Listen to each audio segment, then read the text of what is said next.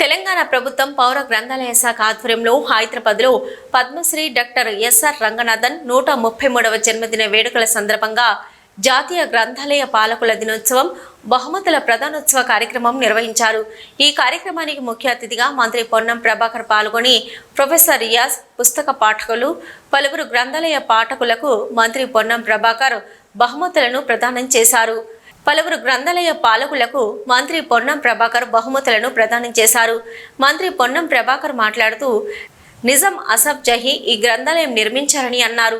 5వ అంతస్తులతో అప్పుడే ఈ గ్రంథాలయాన్ని ఏర్పాటు చేశారు. ఆర్కియాలజీ ఈ భవనాన్ని గుర్తించిందని తెలిపారు. సెంట్రల్ లైబ్రరీ ప్రపంచంలోనే గుర్తింపు పొందింది, దేశానికి మార్గదర్శకంగా ఉందని అన్నారు. గ్రంథాలయ సంస్థ అభివృద్ధికి సహకరించాలి. హక్కులే కాదు, మన బాధ్యతలు కూడా సరైన విధంగా నెరవేర్చినప్పుడే వృత్తి ధర్మం నెరవేరుతుందని అన్నారు. ఉద్యమానికి కావచ్చు లేదా మేధా సంపత్తిని తీసుకోవడానికి కావచ్చు, పుస్తక పఠనం అనేటువంటి పుస్తక నాలెడ్జ్ అనేటువంటిది ఇక్కడ నుంచి పొందిన వాళ్ళు అనేక మంది కోకొల్లలు.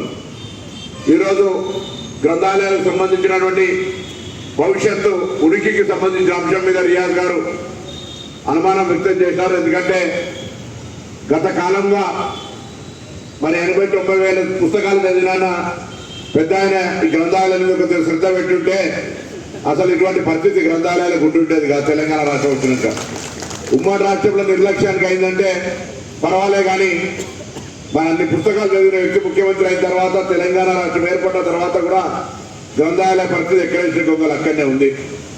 తప్పకుండా మిత్రుడు ఉద్యమకారుడు నాతో పాటుగా తను చెప్పినటువంటి గ్రంథాలయాలు, నేను ఒక విద్యార్థి నాయకుడిగా రాజకీయాల్లోకి వచ్చినాం. గ్రంథాలయాల ప్రాధాన్యత, పుస్తకాల యొక్క జ్ఞాన విజ్ఞానం, వాటితోటి ఎంతమందికి భవిష్యత్తు ఉంటుంది, ఏ విధంగా అఫోర్డబుల్ అంటే పెట్టుబడి పెట్టలేకుండా ఉండేటువంటి వాళ్ళు చదువుకునేంత విజ్ఞానాన్ని కొనుక్కోలేని వాళ్ళు ఇక్కడ పొందగల. పెండింగ్ లో ఉన్నటువంటి గ్రంథాలయాల పోస్టులకు సంబంధించిన నోటిఫికేషన్ మీరు ఒక లెటర్ ఇవ్వండి లిఖితపూర్వకంగా.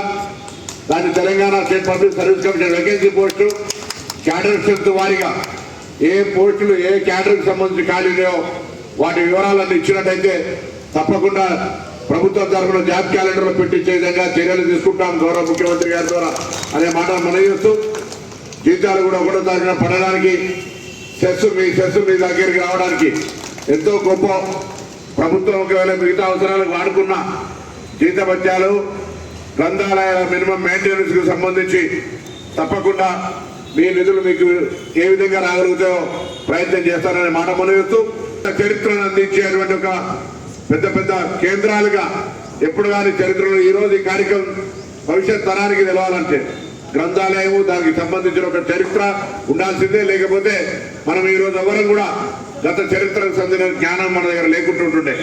మనం ఇలా గత చరిత్ర గురించి జ్ఞానం ఉంది అంటే మనకు సంబంధించి అన్ని కూడా వేదికలుగా లైబ్రరీని ఉపయోగించుకుంటాం.